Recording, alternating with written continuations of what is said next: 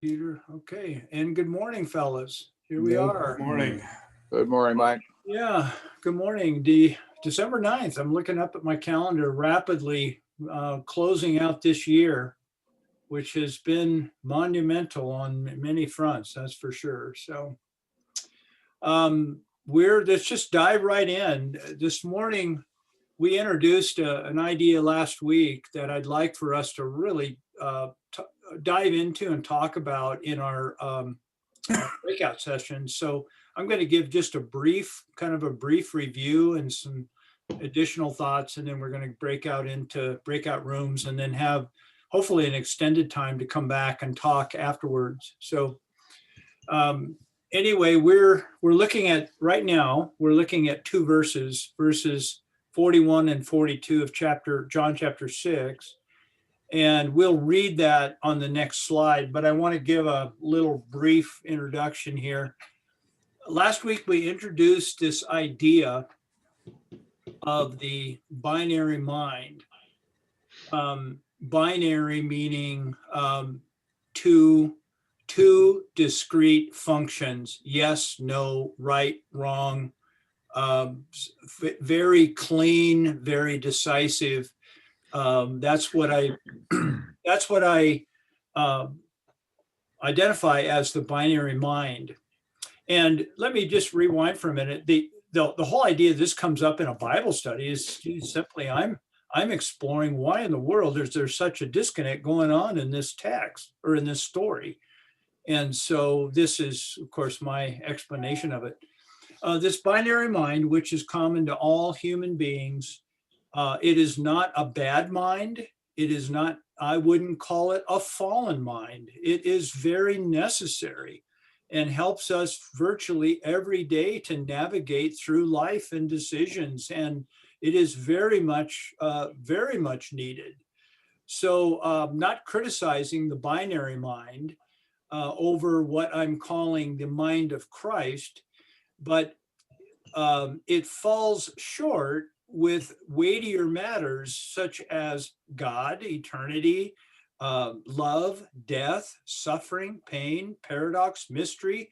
These deeper subject matter just cannot be processed. The binary mind really has problems with these kinds of things. And so there needs to be an additional tool. And I'm going to go into a little bit more of that diagram to the left in a moment. So getting back to what I wrote here, last week we introduced the binary mind, which was explained as our human default mode in regard to processing, categorizing information.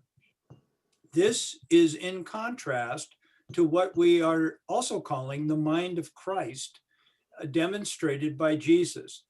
And what I'm suggesting is that Jesus is talking apples and the crowd is hearing oranges. I mean, two different worlds. And I'm giving those two different worlds or ways of thinking terms, identifiable terms.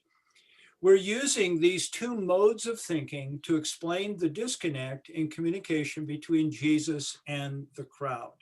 And you certainly have seen that disconnect in the first 40 verses of chapter 6. In addition to this, the disconnect is intensified, or you could say the gulf widens, through the crowd's need to protect their status quo. So I've used this diagram in the last few weeks, and it's this area right here now is covered. There's a circle, the mind of Christ, and it's covering, but underneath that is the image of God that a few weeks ago I introduced this circle as all human beings are made in the image of God. Every human being who is existing and who has ever existed is stamped and made by the wonderful hands of God, uniquely designed, one of a kind. As believe in Ephesians tells us, we are fine works of art, uniquely made, each human being. That's my belief. And flowing out of that, or coming as a result out of that, is the mind of Christ, being able to function out of who we really are and have been made to be, is the process of transformation. So, what I'm suggesting here is that Jesus is functioning out of this core mind of Christ in full relationship to the Father, which is where it begins. Jesus is fully, he and the Father are one. He's functioning out of that relationship. I only do what I see the Father doing. And in a similar way, our moving towards transformation is to be able to move towards that in order to function out of that relationship with the Father. Now, where the crowd is, and where all humanity is, a crowd representing all humanity, is they're functioning from this surface level. The line that's the hairline there on the end, they're out at the peripheral. And what this represents, this space in between here, moving out, is what the crowd has built as a corporate identity. And individually, it's what the individuals within the crowd and all humanity build around who they really are. It's called a persona, and it's who we think we are and who the crowd thinks they are. And again, it's not wrong. It just simply is. It's the way it is. So we're not talking about a good and a bad here. We're talking about two very different ways of seeing reality and functioning out of that reality.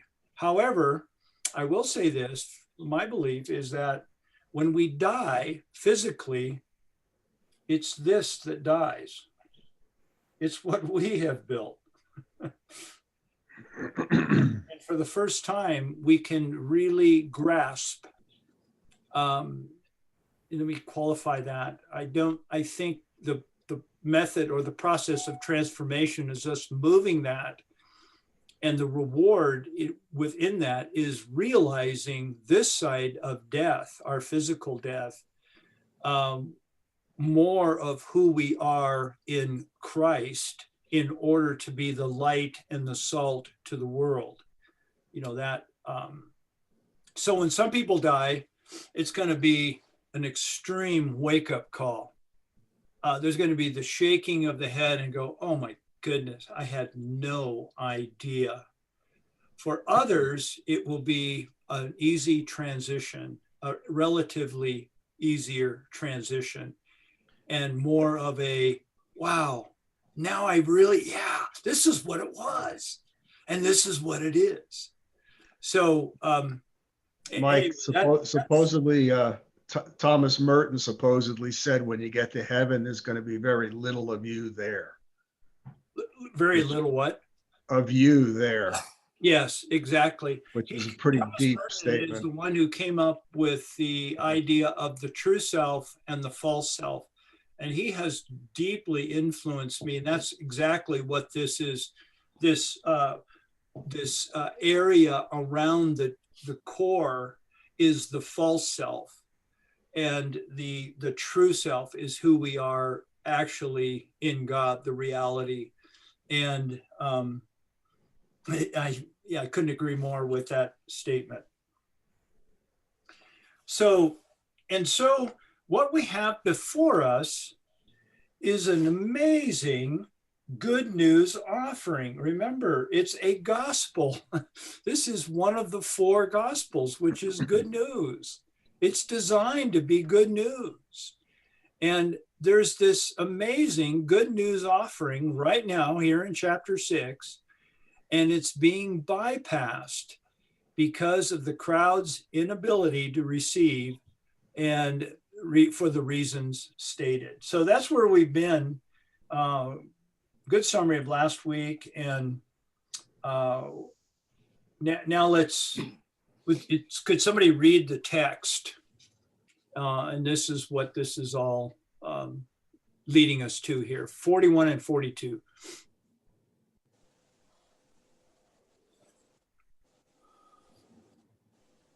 So then the Jews were complaining about him because he said, I am the bread that came down out of heaven.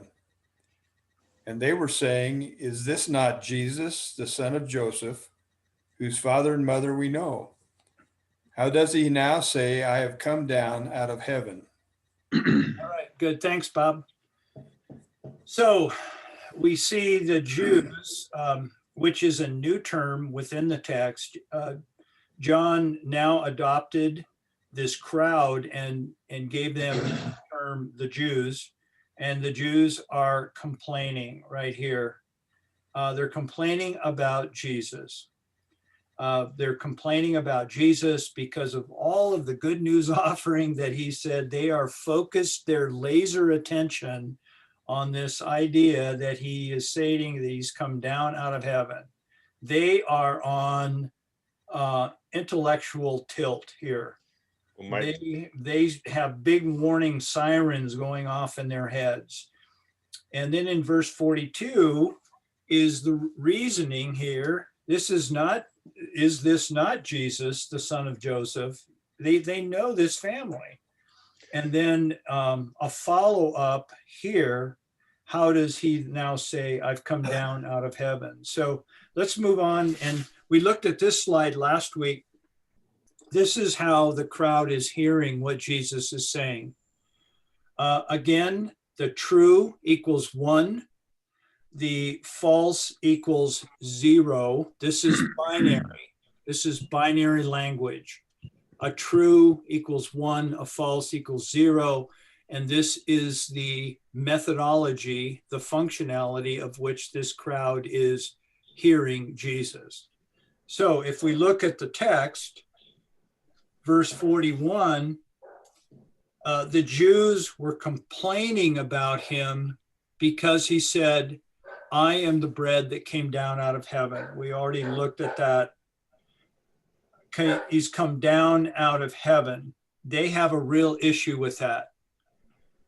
And they are viewing that as false. And the reason they are viewing that as false is they were saying, is this not Jesus, the son of Joseph, whose father and mother we know? They're saying, we know this family. I've been to his shop. He made a coffee table for my wife. And I saw Jesus working in the shop. This can't be, because this is true from my own experience. The false cannot be true. And then they follow up that discussion with one more follow-up term. How can he then say, I have come down out of heaven? How can he say that? How can he say that? He lives in Nazareth. I know his address. Okay, so to take this idea a bit further, we have again the same slide, true and false. To summarize here, he claims to be from heaven. He claims to be from heaven. However, we know he is from Nazareth. Reason stated. We all agree. We've seen him. And our experience has validated it. And so you have these two opposing, or I would say seemingly opposing ideas about origin. And their judgment then, their conclusion as a crowd, and our conclusion in our day-to-day navigating with the binary mind as our tool, in regard to origin, both cannot be true. That's the judgment they're making. You can't have two seemingly opposed, they wouldn't use the term seemingly, they would use the term, you can't have two opposites be true at the same time. It's impossible. One's got to be a one, a true, one's got to be a zero. And that's exactly how their mind is thinking. And that is exactly how in our default mode we think. All humanity thinks this in this way. And this is, it's not a bad way or a fallen way by any means. It is a way of thinking. Mike? Yes. There's one word back there. I think it's important. It was the word now. It's not like it's not, he never talked about this before, and now he's talking about it. So it's not like his whole life he's been saying, yeah, you think I'm from Nazareth, but I came from heaven. This is something new. This is something. Yeah. So go a little, I agree that he's now revealed that. Have you been hiding this, Jesus? Or did you just become aware of this? Or how come this is happening now? Yeah. And not before? Yeah. That's sort of the concern. And it's followed up underneath, sort of like, who the hell do you think you are? Yeah. But this idea that this is new. We knew you when you built our coffee table. You didn't talk about coming from him. Yeah. That's sort of interesting. Well, and I look at it in a similar way that now John has put this data, this story into the bigger story, and there's a reason for introducing it here. Yeah. So, and I don't have it up my sleeve what that is, but it is certainly supportive to the idea of the growing resistance towards Jesus. And it gives explanation. They don't understand Jesus. And because they don't understand, they are in fear and they're rejecting him. And that's human nature. We tend to reject what we don't understand. Or we criticize it. Let's see, so I want to go to table time. And we've suggested in today's session that the crowd is unable to grasp what Jesus is offering because of how the human mind works, this binary idea, and in conjunction with their current need to protect. These two factors in tandem are blocking the crowd from fully receiving what Jesus has to offer. And then the question for our discussion is, as you and I observe our relationships, I'd like you to think about, let's not migrate out towards the national political arenas and other stuff. Let's try to make it personal here. And what you do is your business, but let's try to think about from our own experience. So as you observe your own experiences and your history within those relationships, what correlations can you make in regard to what we talked about today? So we're gonna go to breakout rooms for about 15-20 minutes, and then I want to have an extended time back to hear your comments and as we close it up today. So goodbye, guys. We'll just see you in a bit, and I'll join one of the groups. So let's do breakout rooms, and we'll do 3. And here we go.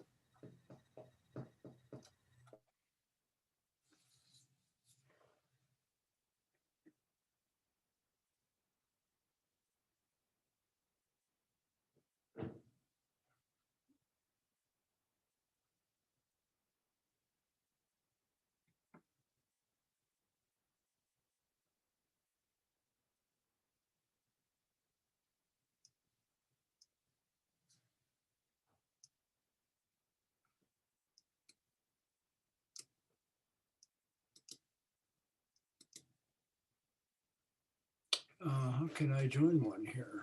Hmm.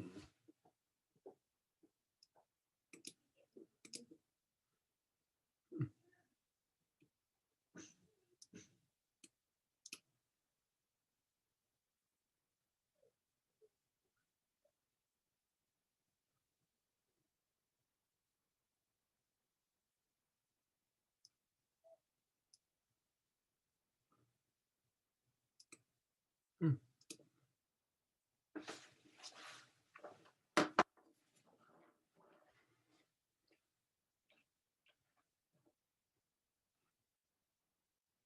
Oh, join. Okay.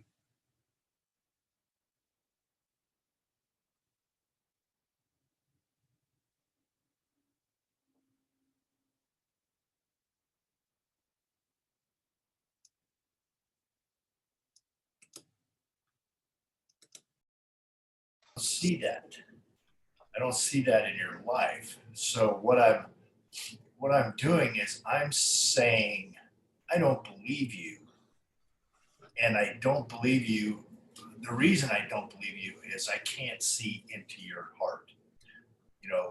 I can only judge by the results of what I'm seeing in your in your life, and I'm not